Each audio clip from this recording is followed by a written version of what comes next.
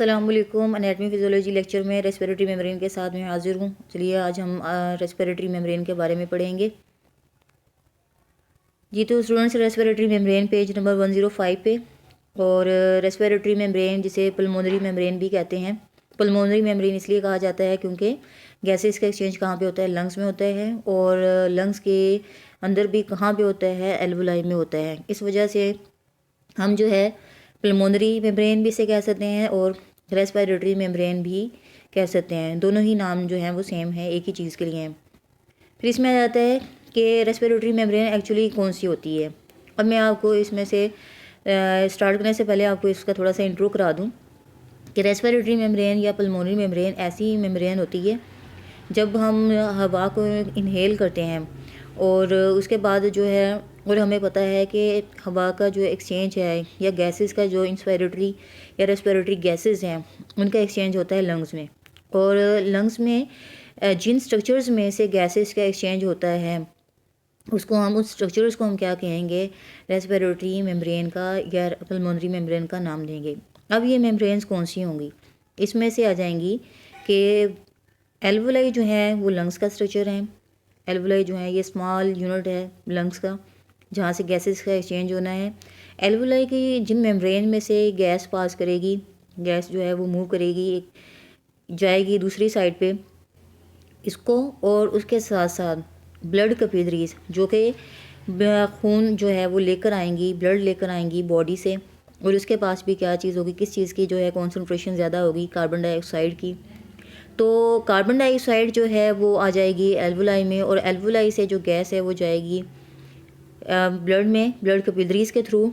तो अब इनमें से जिन जिन लेयर्स में से गैस का एक्सचेंज होगा, हवा का गुज़र होगा, हम उन स्ट्रक्चर्स को कहेंगे रेस्पिरेटरी मेम्ब्रेन का नाम देंगे। अब यहाँ पे कुछ मेम्ब्रेन्स डिस्कस हुई हैं इस टॉपिक में, तो वो मैं आपको बताऊंगी कि कौन कौन सी मेम्ब्रेन्स हैं, उनके क्या फंक्शन, क्या रोल हो सकता है। सबसे पहले आ जाती है रेस्पिरेटरी मेम्ब्रेन, पल्मोनरी मेम्ब्रेन का introduction. The membrane of respiratory units through which exchange of gases takes place is collectively called the pulmonary और respiratory membrane। अब यहाँ पे क्या चीज़ आ जाती है कि रेस्पिरेटरी यूनिट्स में आपने क्या देखा था? आपने रेस्पिरेटरी यूनिट्स में लास्ट टाइम जो है पढ़ा था कि रेस्पिरेटरी यूनिट एक्चुअली बनता किससे है, जिसमें एल्वुलाई, एल्वुलर डक्ट्स होती हैं, एल्वुलर सैक्स होते हैं, एट्रिया होता है, ये मिलकर बनाते हैं रेस्पिरेटरी यूनिट्स बनाते हैं। इनमें से गैसेस का एक्सचेंज होता है। अब इनमें भी हमने देखना है कि कौन से स्ट्रक्चर्स में से गैसेस का एक्सचेंज होता है, वो लेयर्स एक्चुअली है कौन सी। तो इसमें आ जाती है लेयर्स ऑफ रेस्पिरेटरी मेम्ब्रेन। सबसे पहले आ जाती है फ्लूइड एंड सरफेक्टेंट लेयर। अब एल्वुलाई के इंटरनल साइड पे, एल्वुलाई का जो पाउच होगा उसकी अंदर वाली साइड पे जो है लेयर जो है फ्लूइड एंड सरफेक्टेंट लेयर, ये सबसे आउटर मोस्ट जो है एल्वुलाई के अंदर लेयर होगी, जिसमें से इनहेल्ड गैस का जो है वो एक्सचेंज होगा। इनहेल्ड गैस इसी लेयर से जो है वो एक्सपोज्ड होगी। और ये लेयर जो है ये फ्लूइड लेयर, लिक्विड की बनी हुई लेयर है। और इसमें क्या चीज़ होती है? इसमें सरफेक्टेंट्स होते हैं। सरफेक्टेंट्स क्या चीज़ होती हैं? सरफेक्टेंट्स इसमें आ जाते हैं कि लिपोप्रोटीन्स होते हैं। लिपिड्स और प्रोटीन के कॉम्प्लेक्सेस होते हैं जिन्हें हम यहाँ पे सरफेक्टेंट कहेंगे। और आपको पता है कि सरफेक्टेंट जो हैं वो किस लिए यूज़ किए जाते हैं? सरफेस टेंशन को कम करने के लिए यूज़ किए जाते हैं। जब सरफेस टेंशन जो है at the air and water interface में होगी तो हम उसको कहेंगे कि सरफेस टेंशन को कम करना है, रिड्यूस द सरफेस टेंशन। इसके साथ साथ हमारे पास जो है फ्लूइड एंड सरफेक्टेंट लेयर जो है, जब हमारी एक्सपायरेशन हो जाएगी, हवा सांस के थ्रू जो है वो बाहर चली जाएगी, तो यहाँ का जो इंटरनल स्ट्रक्चर होगा ये कोलैप्स नहीं होगा, कोलैप्स नहीं होने से बच जाएगा। दूसरा, फ्लूइड लेयर जो है ऐसा हमारे पास जो है फिज़िकली प्रोटेक्टेंट जो है बैरियर है, जिसकी वजह से क्या होगा, जो हमने इनहेल्ड एयर की हुई होगी उसके अंदर जो भी इरिटेंट्स, जो भी पार्टिकल्स होंगे वो इस फ्लूइड की लेयर में से जो है वो पास होकर ब्लड में शामिल नहीं हो सकेंगे। क्लियर हो गया? उसके बाद इसमें आता है कि एल्वुलर एपिथेलियल लेयर। अब उसके बाद क्या चीज़ आ जाएगी? Alveolar epithelial layer. अब सरफेक्टेंट के बाद लेयर आ जाएगी एल्वुलर एपिथेलियल लेयर।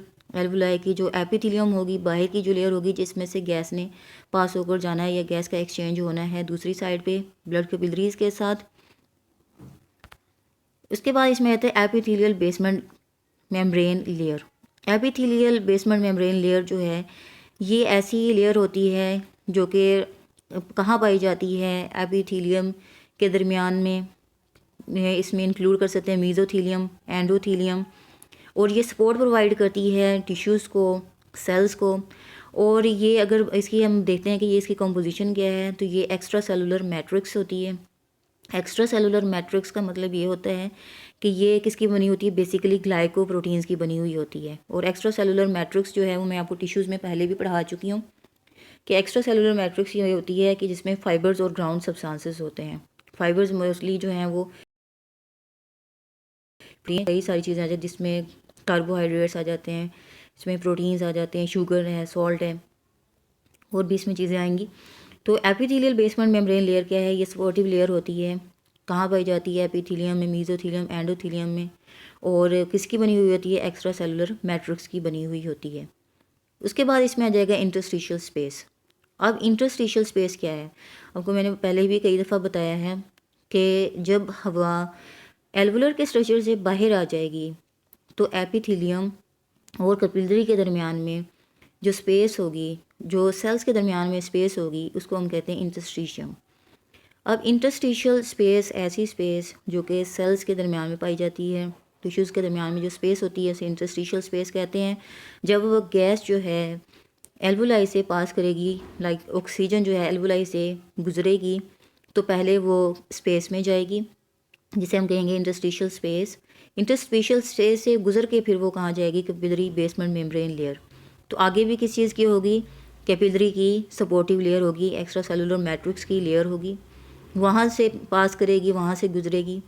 देन कहाँ जाएगी, कैपिलरी एंडोथीलियल लेयर। और कैपिलरी की सबसे जो इंटरनल लेयर होगी जिसे हम क्या कहेंगे, एंडोथीलियल लेयर। ये कैपिलरी की सबसे एंडोथीलियम में से गुजरेगी और इस तरह से ब्लड में शामिल हो जाएगी। ये तो कुछ लेयर्स थी।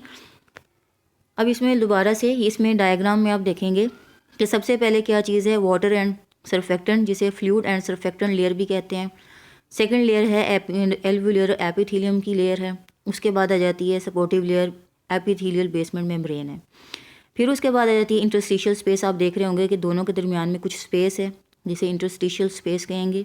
इंटरस्टिशियल स्पेस के बाद किसकी मेम्ब्रेन आ जाएगी, कैपिलरी बेसमेंट मेम्ब्रेन आ जाएगी। उसके बाद आ जाएगा कैपिलरी एंडोथीलियम।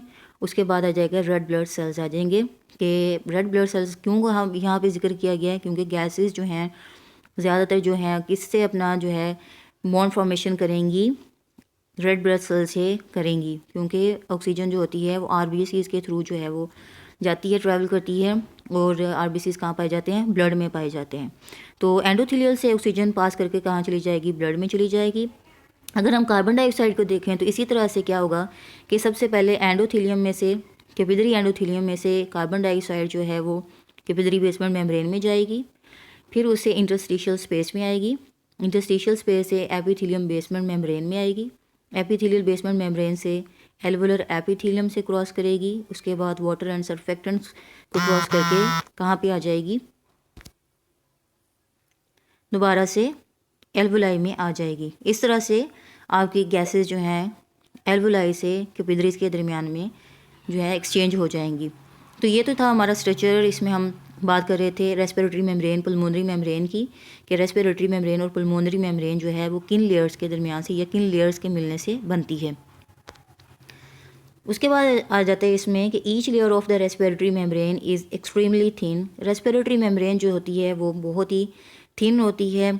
इसका जो डायामीटर होता है वो ज़्यादा से ज़्यादा जो है 8 माइक्रोमीटर तक होता है। Each layer of respiratory membrane is extremely thin. The thickness of the respiratory membrane in some areas is as little as 0.2 micrometre. कुछ एरियाज़ में जो है इसकी थिकनेस बहुत ही कम होती है, 0.2 माइक्रोमीटर होती है, with an average of 0.6 micrometre. और जो इसकी औसतन जो है थिकनेस होती है वो 0.6 माइक्रोमीटर तक होती है। इसमें जो है कुछ बुक्स में जो है इससे भी ज़्यादा लिखी हुई है, वेरिएशंस में है, लेकिन हमने इस बुक को फॉलो करना है। तो यहाँ पे 0.2 माइक्रोमीटर से 0.6 माइक्रोमीटर तक रेस्पिरेटरी मेम्ब्रेन की थिकनेस होती है। ये आपने एमसीक्यूज़ के लिए इसको तैयार करना है। बाकी इसमें रहता है कि इसकी समरी क्या है, कि हमने देखी आज रेस्पिरेटरी मेम्ब्रेन, पल्मोनरी मेम्ब्रेन कि रेस्पिरेटरी और पल्मोनरी मेम्ब्रेन जो होती हैं वो क्या कहलाती हैं कि इसमें जिनमें से गैसेस का एक्सचेंज होता है कि ऐसी मेम्ब्रेन जहाँ से गैसेस का एक्सचेंज होगा उसको हम रेस्पिरेटरी मेम्ब्रेन या पल्मोनरी मेम्ब्रेन कहेंगे। फिर लेयर्स ऑफ रेस्पिरेटरी मेम्ब्रेन में हमने देखी हैं fluid and surfactant layer, physical protectant barrier है, एल्वुलर एपिथेलियल लेयर, यहाँ से जो है गैसेस निकल के जो हैं कैपिलरीज में जाएंगी।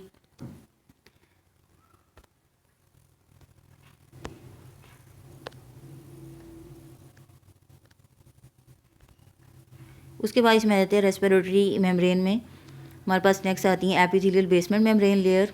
उसके बाद इसमें इंटरस्टिशियल स्पेस, ऐसी स्पेस जो दोनों मेम्ब्रेन के दरमियान में होगी, capillary basement membrane layer, capillary endothelial layer. उसके बाद हम इसमें बता देंगे इनकी थिकनेस। तो इस तरह से हमारा ये वाला टॉपिक भी कंप्लीट हुआ। नेक्स्ट टाइम इंशाल्लाह डिफ्यूजन ऑफ गैसेस के साथ दोबारा से हाजिर होंगी। तब तक